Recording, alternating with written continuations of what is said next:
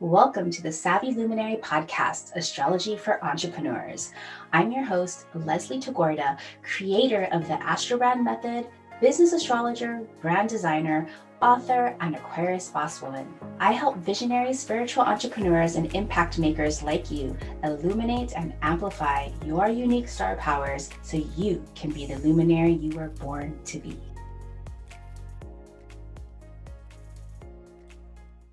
Hello, luminaries. I'm so excited to bring in the special guest, Erika Tebbens. So Erika has so much Scorpio energy. She is Scorpio sun, Taurus moon, and beautiful Pisces rising with a whole dose of Aries in her first house. And she calls herself a sales strategist for ambitious misfits like us who want success but aren't willing to compromise. So if you've ever had that kind of icky feeling and trying to promote or sell yourself, well, Erika has some answers for you. Welcome, Erika.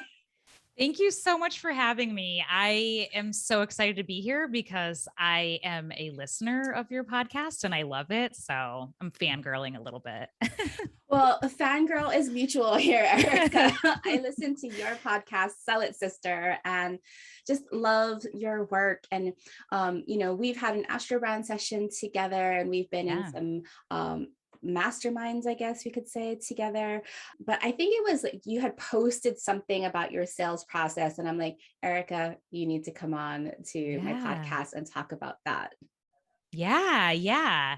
I love it. Like it's so funny. I never envisioned that I would end up here like as a sales strategist. But I really love selling, and I love it because I feel like my approach to it is more like a conversation than like this high pressure sort of sales event type situation that we often think of when we think of selling. Yeah, when you think of selling, like I want to talk to you more about like just that process of sales, but really like what you cut out of sales. Like part of your tagline is like no sleaze. Yeah. Can you tell us more about that? Yeah. So I think that a lot of times for entrepreneurs, we have seen so many bad examples of selling, right? So we think about like infomercials, we think about the sham wow guy. We think about, going to a car dealership and feeling very like manipulated and not listened to and not respected. And then the whole world of like online entrepreneurship is so unique and it's always evolving.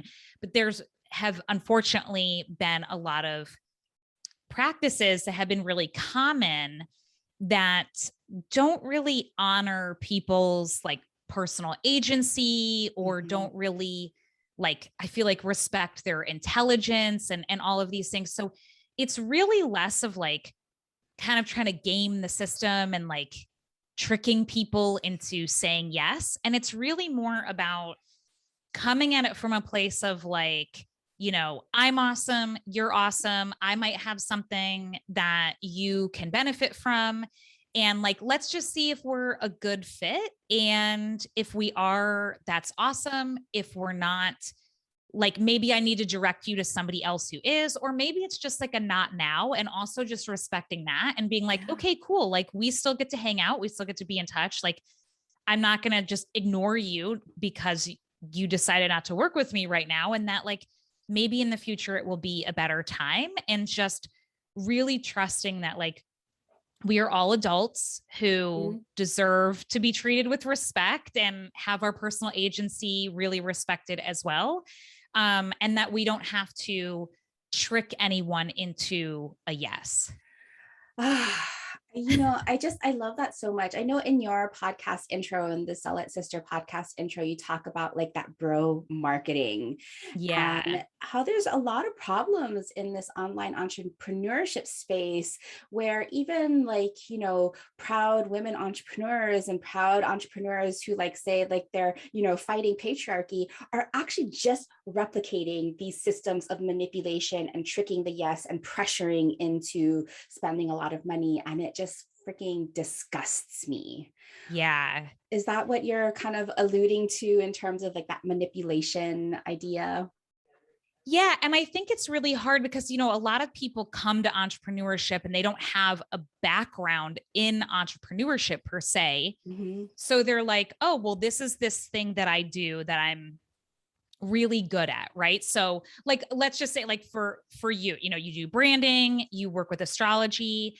And so if you were starting your business like right in this very moment and you Mm-hmm. didn't have any business experience, let's say, it's very easy to, I think, just learn from different people, different things, and just assume that it's the right thing because like they're a successful person and they're telling you to do this thing and they're telling you that this is how they made their millions and they're showing you testimonials of other people who've, made all sorts of Mm-hmm. money using that system.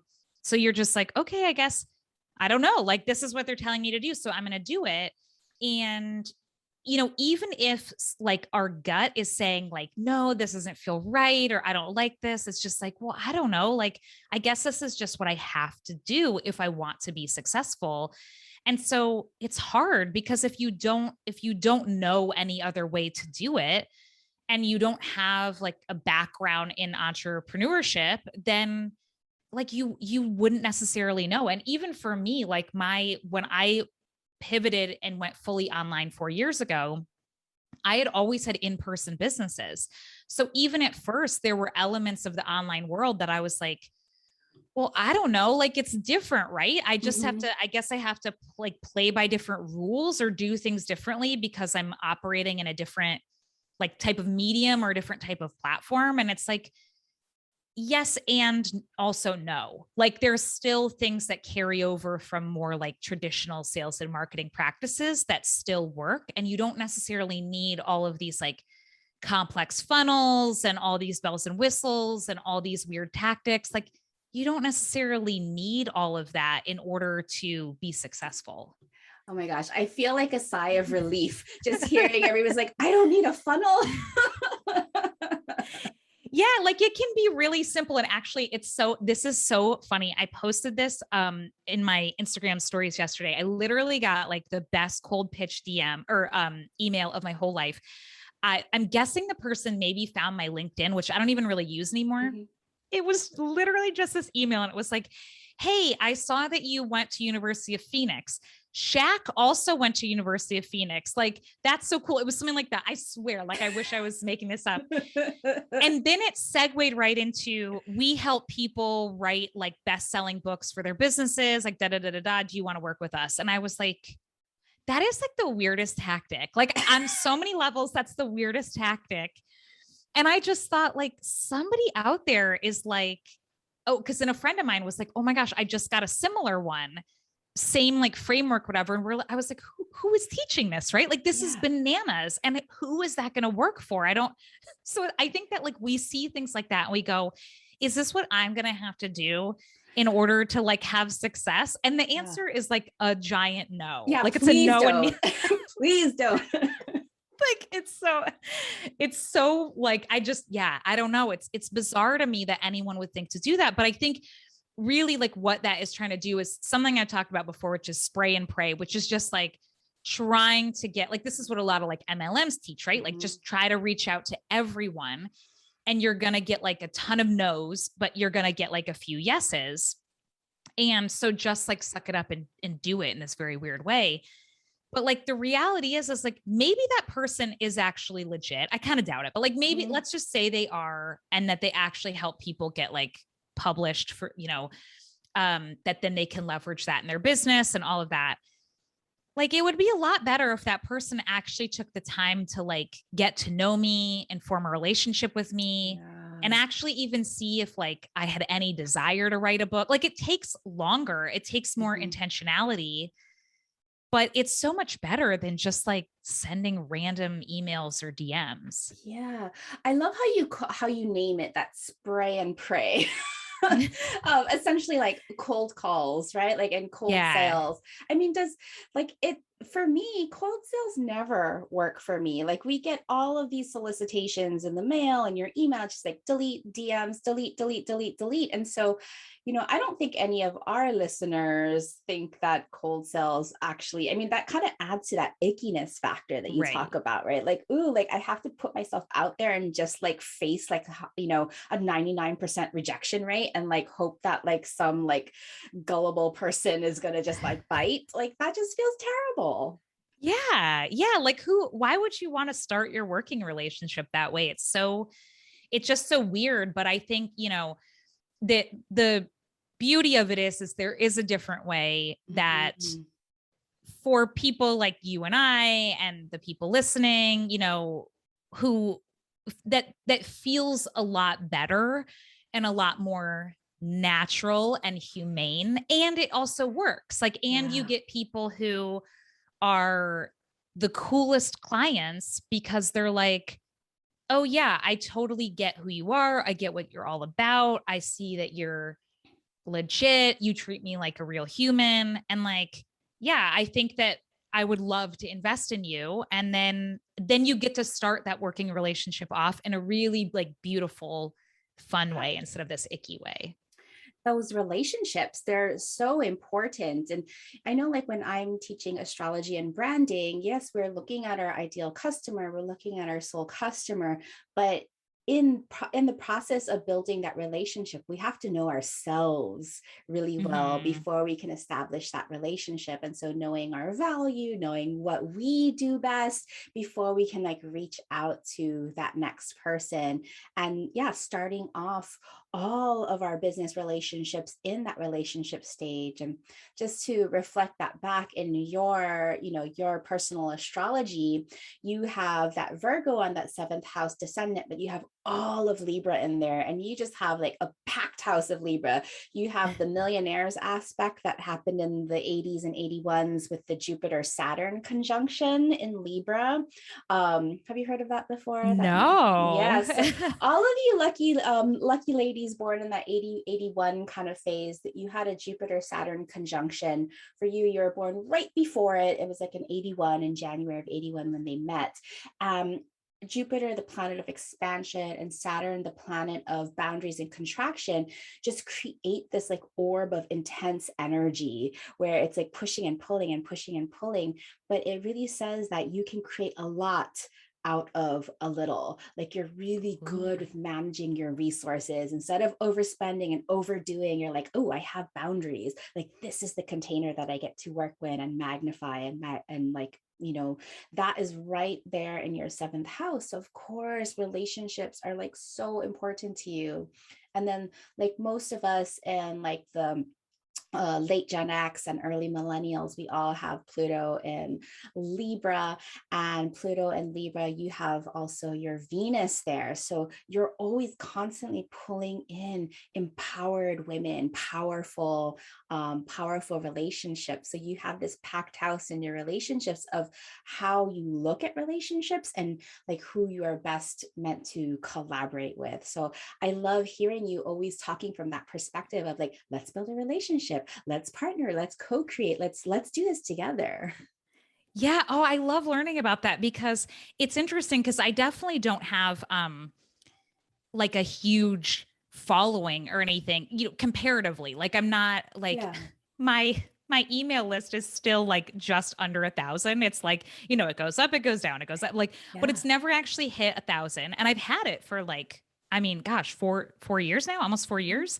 Um, and even, my Instagram, I don't like, I'm nowhere close to the 10,000, like swipe up, but Yeah. it's funny because I have this like thriving business with that like that smaller amount of people, and was even having success before like the numbers I'm at now, which are not super impressive as far as like the online industry goes. But Yeah. yeah, I mean, I think it's like yeah, when you really like double down on real human connection, it's so powerful. Like it really, I feel like it really changes the game. Mm-hmm. And then you don't necessarily have to feel so stressed about like, oh my gosh, I need like thousands and thousands and thousands of people paying attention to me in order for me to have success. It's like, no, that's not necessarily true at all. Yeah, those vanity metrics don't even really matter. Like you can get impressed by somebody's like, oh, they have like 80,000 followers, but then you look at their posts and they have like 10 likes or something like that. And you're like, Right. wait, where's the relationship here? But if you go to people's accounts and maybe they have 400 followers, but then they have 400 likes, you know that they have a relationship with every single person. And that is the metric that you want to be measuring, not Yeah. not the vanity metric. So Yeah. your Exactly. posts are awesome.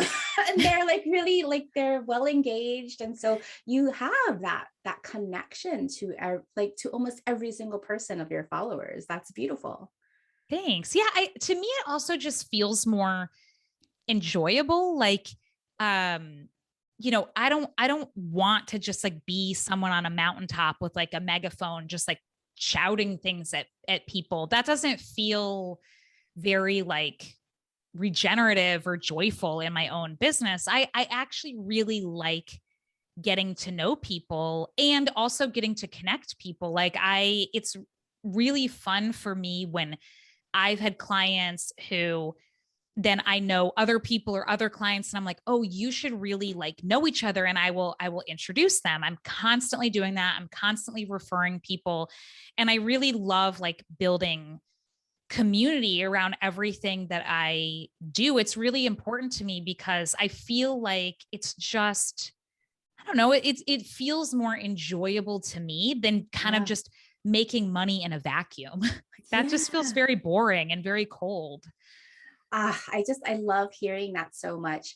So, going back to one of the reasons why I was super, super excited to bring you on in Scorpio season to be talking about sales and like how you initially opened up about like, this is not about manipulation, because you are a Scorpio sun. You have Uranus next to to your sun, all in the eighth house, right? So you are the eighth house, and we look at eighth house in astrology, of course, traditional astrology, it's about death and taxes and the occult and mystery and ancestors. And at first glance, you're like, well, what the heck does that have to do with selling? When we Yeah. start to look at the eighth house from a business perspective, the eighth house is the second house from the seventh. So the second house from relationships. So second house in astrology is about your money, about your resources. And so eighth house can be about, the money that you inherit, the money that you get from liabilities or debts, because we're talking about the money that comes from partnerships. So Mm-hmm. when you're thinking about your business, like if you think about all of the money that you've made, you make your money when your clients, when the relationships that you have make money. And so Yeah. it's this beautiful way that when we start to really emphasize the eighth house as one of our money houses, it's the money that we cultivate from our partners. So when your partners make money, when your co-creators, when your soul customers make money, you benefit. And so that makes you a perfect person to be really talking about the trust and the value that is a result from relationships. Mm-hmm. Yeah, it's funny how that happens. And also it's like interesting that you said that because just as I'm like reflecting on my own business journey, when I first started my current business, I really would just kind of work with anyone. And because I was charging less then than I do now, like I was working with a lot of people who were a lot more in like the beginner stages of their business. And Mhm. I love beginners, like we all have to be beginners, right? But I eventually shifted to really working only with more like established entrepreneurs Mhm. who already were very clear, they still need strategic help and they need a growth plan and things like that, but who were very clear on like, this is what I do, this is who I do it for, this is why I do it, like all of that. They had some foundation of their business and they just needed help with the growth aspect of it. And I felt like I always had this hard time articulating like, what about it with earlier stage entrepreneurs? It felt like it wasn't the most beneficial collaboration for me. And I think based on what you just said, it's because, you know, when you're newer and you're still really like getting all of like, you know, you're kind of figuring everything out, it's a lot more challenging to have that money flow in quickly, right? Because you're like really trying, you know, you're building your website, you're trying to get clear on your ideal client. Like there's so much groundwork that kind of has to be laid for a bit of time before you can really, generally speaking, start bringing in money quickly. And so for me, it's not that I like can't help those people, but I get this jolt of like, when I can say like, hey, what about, you know, why don't you try this? And then someone that I'm working with can turn around and do it and get that money win like relatively quickly. It's like, yeah, it's in my, like, I don't know, in my body, in my mind, it feels exactly how you described it. It feels like I get that motivational jolt to keep working in my magic because I'm seeing them have that quick success. And so, yeah, it's like, I don't know. I've always had a hard time articulating it. Cause I'm like, it's not that I don't want to help beginners. It's just, it's like, I feel intrinsically motivated by those quick wins that my clients get. And so it's like, yeah, when my collaborators win, I win. Yeah. Well, it's not throwing shade on like the beginners. Like no. like you said, like we've all been beginners, but as we evolve in our businesses, like the people that we are meant to serve, they need to evolve with us as well. Otherwise, it's not as satisfying. And I love that you use that word jolt, because like when you are shining in your superpowered brilliance because of that Uranus there, it is a jolt. You're like, whoa. Yeah. Like it's like, you know, cause I think it's easy. Like we all can get in our heads and be like, you know, am I, you know, doing enough? Am I like, you know, all of those entrepreneur thoughts. Am I good enough? Am I doing enough?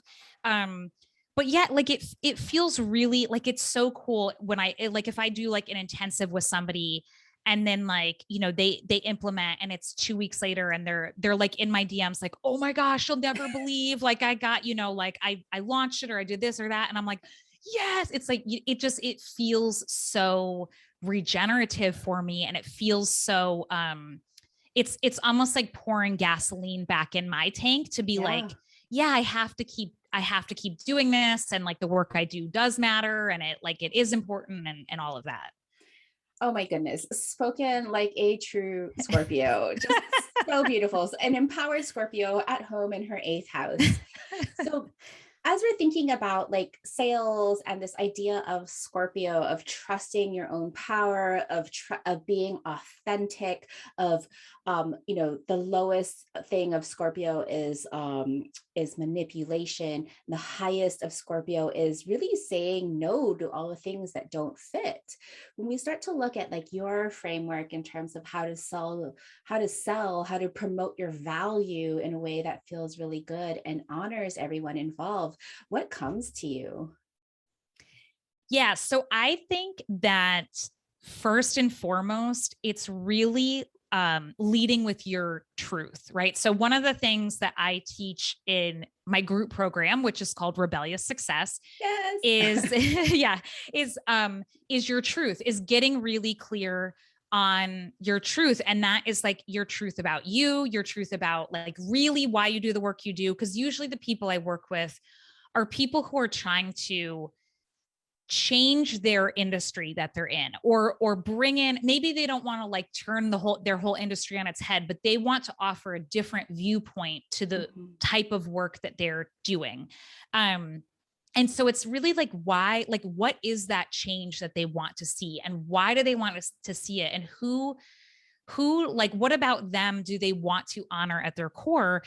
And I think that it's really cool and it's really scary because it requires this sort of level of introspection and also vulnerability, because like when we put our true selves out there, then when people don't resonate with it, it can feel, you know, it's that like rejection. It's like, oh my gosh, people aren't resonating with it. But the beauty of it on the other side is that the people who will be best served by us, who like we are truly meant to impact, they can find us, like they can see us. Like part of why I love you and I resonate with you, even though when I first started paying attention, I didn't know a ton about astrology. I didn't know as much as I do now, and I still have a lot to learn. But like, I wasn't repelled by it, right? I was like curious. I wasn't like, oh, astrology, like that's wicked. And I can't be friends with Leslie. And like, I was like, oh, this is really interesting. Cause there's a lot of people who do brand strategy and, brand identity, but like basing it on your astrology, like, whoa, that's really cool. And it like made me pay attention. And I imagine there are other people who again are like, I totally don't resonate with that. I think that's weird and freaky. And like, that's cool too, but I think that putting yourself out there and being really vulnerable and honest and saying like, I actually have this methodology that a lot of people would find really weird, but for the right people, it's going to feel so good. And I've known like my friend Jessica, I was just talking to her recently and she was saying that she was working with you and doing her rebrand and she was just raving, right? So it's like, because you put yourself out there as your true self with your true mission, she was able to find you and resonate with you and be served by you. And I think that is the first part. Like I always say, like attract the best, repel the rest, right? Mm-hmm. So when you are letting your freak flag fly, yes, there will be people who it repels, but it's also going to attract people who will feel safe with you, like who will feel seen and feel heard and not judged. And I feel like that, like, look, there's a million people online who do what I do. Like, right. Maybe, we don't have the same intellectual property or whatever, but like, there's a million people you could go to for business strategy, for sales strategy, for marketing help, like so many, and a lot of really, really great, wonderful people. But we're all going to have different people that we resonate with differently. And I think that it's really good to like, especially like infuse your values and everything into what you do, because going back to what I very first said, it honors people's agency to decide who is the best person for them. And I think that a lot of times what happens in the online world is this very like bait and switch idea of like, you think this program is great, or you think this person is great. And then you get in behind the scenes and you're like, oh, it was all kind of smoke and mirrors. It was all, this charade to get me to invest. And now I'm seeing their true colors. And now I feel like I was tricked in some way. Rather than just saying like, hey, this is who I am. And also like part of that too, like the second part of that is as we craft our offers is to really kind of know. And again, this can evolve over time, but like, who is the offer best for? Like, especially doing branding, right? There could be brand designers out there who are great for beginners, right? Who are maybe really great at helping people who don't have everything about their ideal client and everything figured out, but they can still like work with it and be really fantastic. And then there are going to be some people who are just like, no, I really only like my best work is with very well-established brands who are rebranding, who are leveling up. Right. And it doesn't make one worse than the other. It's just about like knowing who your offer is best for, and then conveying that and saying like, this is best for you if you check these boxes, and it's not really a worthwhile investment if you check these boxes. And that doesn't mean like, I hate you and I never want you to be helped. And it might actually mean, oh, I have this different offer that's actually better for you. It's just not this one, because I feel like the more that you can help to navigate people to what will best serve them is really honoring their investment dollars, whether that's $5 or $500,000. Oh my gosh. I mean, there are so many similarities into like our approach. I think that's why we just like are fangirls of each other, right? But to go back to just to reiterate how do we sell in a way that feels good and honors everyone involved is this idea about truth, like knowing your truth, knowing what you're really good at, knowing who you want to serve, that sense of vulnerability and saying like, hey, like I'm not for everyone. Like I am here, and creating that safe safety for those that are called in. I just love that, how you put things together about that authenticity and just like how you honor the agency for everyone's individual needs. Like that is just like so important. So like sales doesn't have to feel icky. It doesn't have to feel manipulative when we like hone in and anchor into our truth, our vulnerability, how we're creating those safe spaces. And I mean, I feel like you're like using the language that I'm always using as well. So it's so Yeah. wonderful. Thank you. Thank you. Yeah. And I think it's also, this, like, we're very much like enculturated to have a very like scarcity, or like there's not going to be enough, or things have to be very urgent and they all have to happen right now. And I think that there's a way to, to really like kind of rebel against that and say like, no, it's fine. Like this will all be fine. And yes, there are things that I can do to, um, you know, optimize my chances of getting better fit clients and conveying my value in what my offer does so that they say yes. But, I also think that there's a way, like when we do get clear on all those things, like it actually becomes a lot easier to launch and to sell and to self-promote, our offers, because we know that we are not trying to just throw out a big net and see whatever we can bring in and hope that it works, and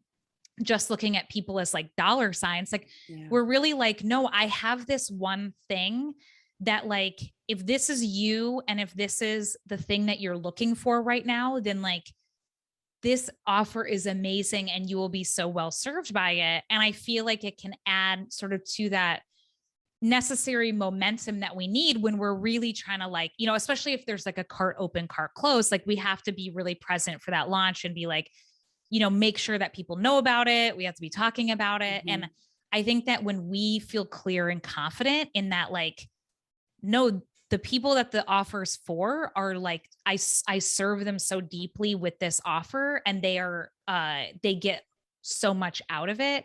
I think it doesn't feel like we are the sham wow guy, because the sham wow guy really doesn't care. Like sham wow guy doesn't care if you actually need the sham wow or not, or if you're just like a compulsive shopper staying up late watching infomercials. Like they're just trying to work on volume of getting as many people as possible to buy the sham wow. And I don't think like you and I don't run businesses like that. So no, I mean, there are so many things wrong with running businesses like that. I mean, like just part of like the environmental disaster that's a whole nother tangent, but just part of the environmental disaster that we're in, thinking about just like extraction and just throwing the net wide and, oh, we caught a dolphin. Oh, well, like that's like terrible ways of like living and being, which I totally am against.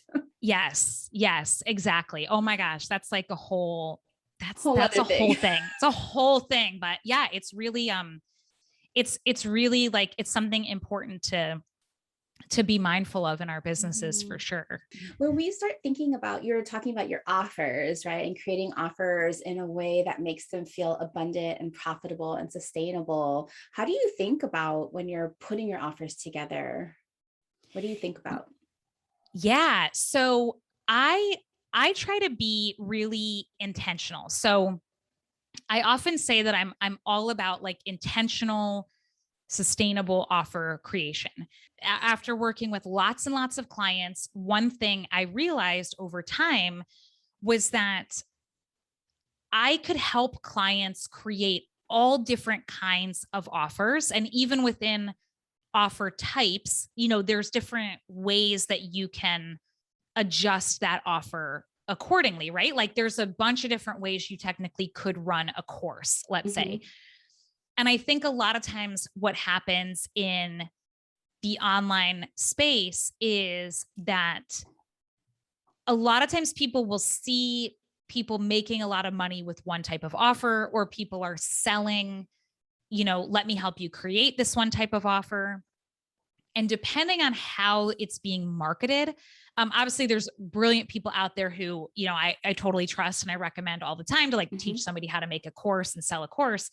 But like, it can feel very appealing to be like, ooh, this type of person is making all this kind of money with like a membership, let's say. Oh, and a membership is scalable. And, it can feel very like, oh my gosh, this is going to be it. It's going to unlock all this revenue. It's going to help me serve more people. It's going to do all of these things, without sort of realizing like, okay, what's the other side to this? And maybe that's my Scorpio. It's like, let's look at the shadow side of we all of these have things. To look at the shadows. Look at shadows. I kind of joke. I'm like, I'm not Debbie Downer, but I am like realistic Rachel, but it's not like from a place of like, I know I don't like crush anyone's spirits. It's that like, I want to equip people with the correct information so they can make more empowered and aligned choices. Because I think that is really, truly powerful to say like, okay, cool. If you want to have a membership, like, let's talk about that. Have you considered what it's like to market a membership, and what's the price point going to be? Is it high end? Is it low ticket? Is it, how many times a year will you launch, or will it be evergreen? Like, there's a million different components. Yeah. And we can strategize to find the best, like combination of those things that could work for you. If you're like, yep, no, I got it. Like, thank you, Erika. That's great. Like, yes, sound that I still want to do it. Sure. Cool. Now let's help you create the offer structure and the who the offer is best suited for your copy and your content, and what's your launch plan going to be. Like, we can strategize all of that to make it work better for you. But also, a lot of times when I start to have those conversations with people, they're like, oh, I never knew all of these. I only saw like the top 20% of the like highlights, the highlights. I never knew. And now I'm realizing like, oh, I actually don't want to do that. And I think I would rather do this other thing instead. I think maybe I would rather do a group program that's more intimate. Yeah. Can you help me with the group program? Yes. Like, let's rock that out. Yeah. But to me, I feel like that's often what is lacking. And it's something that I try to be mindful of too, because going back to extraction and all of that, like, we always have to be super mindful. Like, the more of our direct time and like energy and like spirit that we give to our clients, that should not be cheap. If you want to run, let's say, a group program and have 20 people in there and everyone gets a one-on-one call a month, and there's all these other, if it's a lot of you that you are infusing into that, we have to be really like mindful. And this is a lesson I've had to learn the hard way over time as well, to not overgive too much of our person, like our actual person, because what happens is we are trying to like, it's like we're trying to replicate capitalism on our own body. And that is not sustainable. No, it's not $99 a month. And that sustainability is such the key. Going back to that idea of that membership, right? And part of this comes from experience of like trying a bunch of different things. Like when you're in the beginning of your business, if you're a beginner and you're listening here, to get rid of the ideas of failure, to think of it as an experiment where you're trying lots of different things to see what fits on you. From my perspective on astrology, when I'm looking for people who are going to create these like long-term like membership things, I'm looking at the sustainability. I'm looking at specific things in their chart that says, oh, okay, well, do they have really strong Saturn? Do they have really strong Capricorn? Do they have like this really thing that they're building for the long term? Well, if there are lots of Gemini, or if there are lots of Sagittarius and Aquarius where they're more impulsive, I'm like, I don't know, like a long-term thing is probably not for you. Yes. Yeah. And I totally agree. I mean, I still look at pretty much everything I do in my business as an experiment. And obviously with experiments, like, you gain knowledge and information, and it makes future experiments typically more successful, because you already have like a foundation of like, oh, I tried that once. And so you're kind of like, you're building off of your, quote unquote failures. And I'm with you, like they're never failures. They're just learning lessons.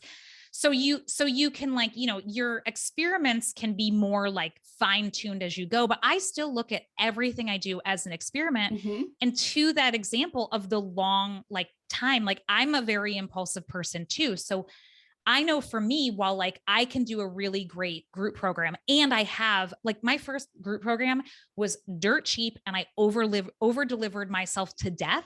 So this is not me like from a, high on a mountain going like, I've never made these mistakes. Like, no, I made these mistakes and I learned from them. And now I try to help my clients not make the same mistakes. I'm raising my hands here too. Yes. We've all done it. we've all done it. And like, you get to that point where you realize like, crap, now I'm totally over delivering. I'm not charging enough. It starts to feel icky in your body and all of that. Like, and then you're just like, okay, I need to shift something. But I know for me, like I can rock a group program, but I'm not going to start a brand new, untested, undone before group program and immediately start it out as a 12-month commitment. Not because I don't trust other people. I know myself, I might get bored at month 6, 7, 8, and then be like, oh my God, why did I like promise 12 months? Right. So it's not the client's fault. It's like, of course I'm going to keep delivering. I'm going to hold at my end of the bargain. But like, that's something I know for myself. So even if somebody out there is saying, no, you simply must have a 12-month program. Well, for me, if it's, I might have one in the future that is based off of one I've already done. And also I would get supports and structure and things in place to allow my like Taurus to roam free and have space and time and like play around. Luxury. But I'm not going to just immediately roll out and launch a 12-month program because I know myself now well enough to know that like, yes, it might work beautifully for some people, but I also might get bored and then get really annoyed with myself. Yeah. Oh my gosh. So many lessons from there. It'd be super interesting to do another episode one day, or, how to put together offers. I talk to my clients about offers all the time, and there's definitely astrological things that we put into it. Super fun idea to think about. I love like, oh my gosh, I could geek out on that. Like I would totally geek out on that with you because I'm super fascinated by it. And like in the way that I do it with clients, there's different things we look at. Like, are you an introvert? Are you an extrovert? Do you want to work behind the scenes? Do you want to be like the leader? Do you want to hold space for a group? Do you prefer one-to-one? There's all these different elements that I try to, serve as like a filter for them to narrow down their options.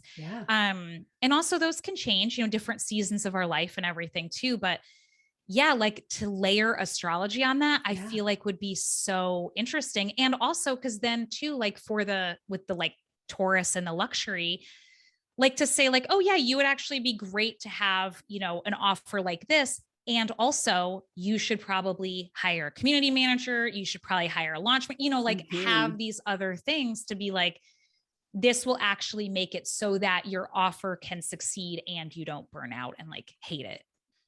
That's one of the, I hear you talking from that, again, that Scorpio archetype with your sun. Part of like one of the bodily functions of Scorpio is like elimination, like going poop, going pee. And so like, you're like literally giving examples of like, okay, here's all the things, let's eliminate all of the things that are not going to fit for you to make a decision with that Scorpio energy. And my Aquarius sun is like, okay, how can we innovate it? How can we use astrology to kind of create the big form and the big shape? But then I'm not really good at all the details. So I'm like really good at putting the direction and the aim and the shape and the purpose together. And then I always need somebody on my team to help me like fill in the details.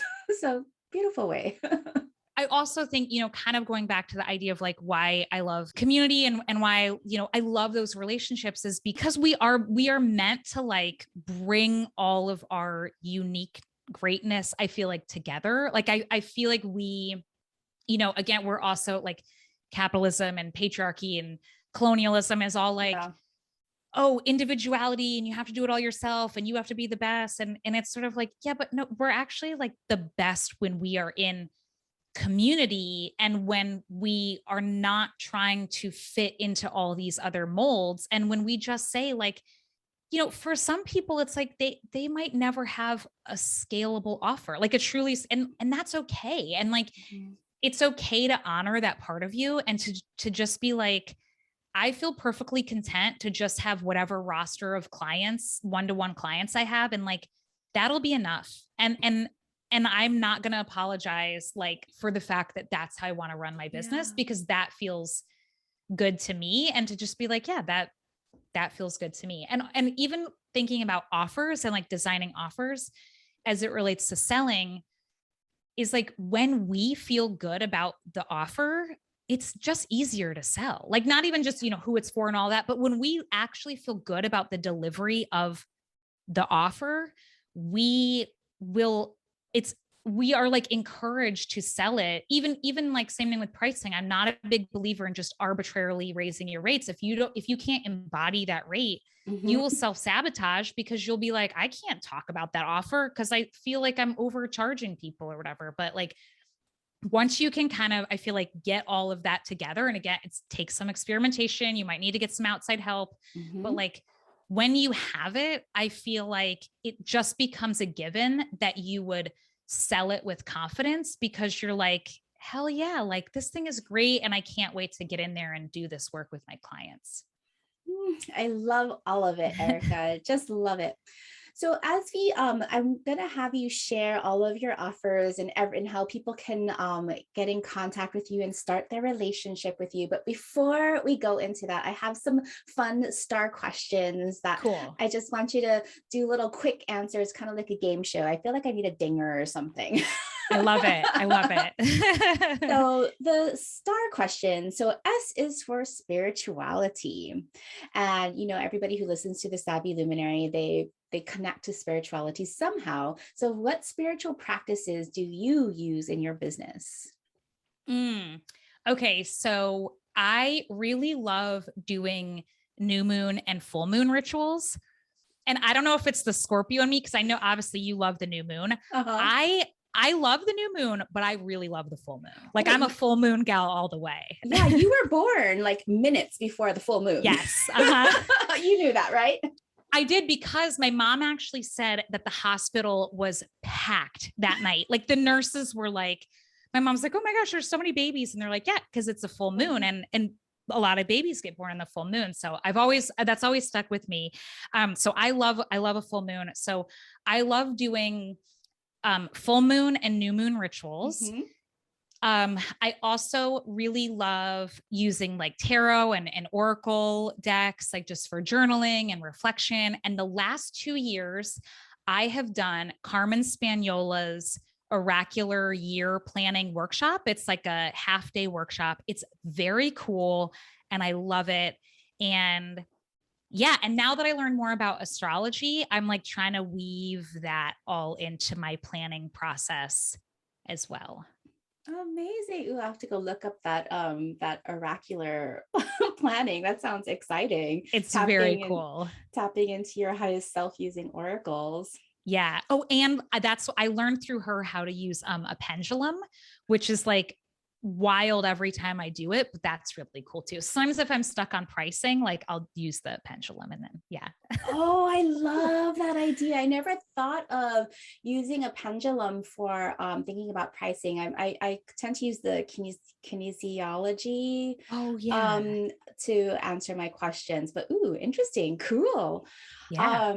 So T is for thanks. What challenges have you overcome for which you are now grateful in your business? I would say, oh my gosh, there's so many. Like, I feel like I could write a novel here. So interestingly, when I very first started, I didn't realize that selling was my sweet spot. And so I actually started, I was going to, my plan was I was going to help people with their customer experience. Cause I'm like, oh, you can get repeat and referral business when you have raving fans. So let me like show you how to have raving fans. Cause something I feel like I'm good at over all my like years of business experience. And so I was doing voice of the customer research, and everyone was like, that sounds really great, but like, I don't really have a need to hire you because I'm struggling to get clients and customers. And I was like, oh gosh, this is weird. And 6 months in, I was really frustrated. And I was like, I like really need to start, I need to make money in this business. And I know I have skills that I can offer, but like, what is going on here? And instead of getting super judgmental. I try to just get really curious. And I've tried to do this multiple times to just be curious about like what is off. And then when I did that, I realized I was like, oh, they feel really uncomfortable and they have a lot of like misunderstandings around selling and marketing. And so I kind of like did a pivot and I changed everything over to focus on like non-sleazy sales and marketing. And from there, everything took off. And Ah, so I'm really glad that like I had that struggle because, you know, as we keep evolving, I try to remember that lesson. Like it's like stay in the struggle, just get curious, try not to judge mhm, yourself too mhm. much, ask a bunch of questions because then eventually like you'll get to the answer. And when you do, like it'll propel you to the next place in your business. Ah, yes. Curiosity, non-judgment, experimentation. Love it. So, A is for activism. What social impact do you want to make through your business? One thing now that is really important to me is like food activism and food Mm, justice. So I've done like public awareness around military food insecurity, like spoken to members of Congress. I've been interviewed by wow. ABC News, like different things around military food insecurity issues, because it's something that my family and I had experienced. And it's something a lot of people Mhm. don't know a lot about. And then on the flip side of that, I used to be an organic farmer and I used to also work for an organic farm. So and I serve on our county's food policy council. So I'm very much about regenerative farming, getting farmland available to more BIPOC farmers, Yeah. and just making food more accessible to Oh my everyone. gosh, that food is like a big value for you. Just like I love looking at people's charts when they're speaking because like everything just like lights up. So what you're like usually social activism, there's another thing, but what you're talking about is just your personal values around Taurus on your second house, which is literally the farm, which is Yeah. literally the food, and you have Chiron in Taurus there. So that shows that that was a past, like having enough was a past hurt that you are now over, like you're helping and you're overcoming, and you know all of the adaptations that you've lived with, you're now offering that forward. That's just so Yeah. beautiful. Thank Okay, you. last question before you share all about you. Radiate. R is for radiate. How do you inspire others to shine brightly? I would say that like sort of almost like giving people permission to be who they are. Um and that's something that I've had reflected back to me. It's just that like, oh, I can be both who I am and a really successful entrepreneur. I don't have to hide away parts of myself in order to get clients or, you know, grow my business. That like it's actually when I honor those things and celebrate those things and put them out there for the world to see, that my business grows and it thrives and it's just more enjoyable overall. I love it. Well, thank you so much, Erica. So, can you share with us all of the things, how to get in touch with you, what your next offers are, all of that? Yeah. So probably the best way is at my website, erikatebbens.com, just because that will, you know, always in case Instagram goes down again, whatever, like you can always find me there. And yeah, and I'm really excited for kind of like a new evolution of that in Q1 I'll be working on. But erikatebbens.com, also the Sell It Sister podcast. So that's on all the podcast apps and also sellsisterpodcast.com. They usually come out every week, unless we're taking like a short break. And then Instagram is Erika Tebbens Consulting. That is where I hang out. Definitely slide into my DMs. Tell me, you know, you heard me over here. Say hi. I love that. And I always have links in the bio over there to various free offerings. I love to do a lot of like workshops, and I have free downloads and all sorts of really valuable things you can use in your business. And then yeah, the next I'm revamping some of my one-to-one offers right now. So stay tuned for that. You can always just reach out and ask what I have available. But my third cohort of my group program, Rebellious Success. We actually start next week as of recording this. And then my plan is in the spring to relaunch it. But if you go to rebellious-success.com, right now there's the waitlist page. So if it speaks to you, you can get on the waitlist and then be notified when the doors open again. Oh my goodness. Thank you for sharing all of this valuable information. And everybody definitely take a listen to Sell It Sister podcast. I love it. And if you're really looking to help, craft your value and not feel icky when you're sharing and promoting your value, definitely look up Rebellious Success. Like, I just love that. So thank you, Erika. You're welcome. Thank you. And there's also, I have a no-sleaze sales guide and stuff over there too. So if selling is still something that you're struggling with, that's always available at bit.ly/no-sleaze selling. So yeah. Perfect. And we'll have all of those links for you in our podcast notes. So if you don't remember them here, you know where to find them. So yeah. Thank you, Erika. Thank you again. If you love this podcast, please consider doing me a favor and heading over to Apple iTunes and leaving me a rating and review. Your rating and review helps this humble podcast get seen and found by more listeners like you. Please share the love.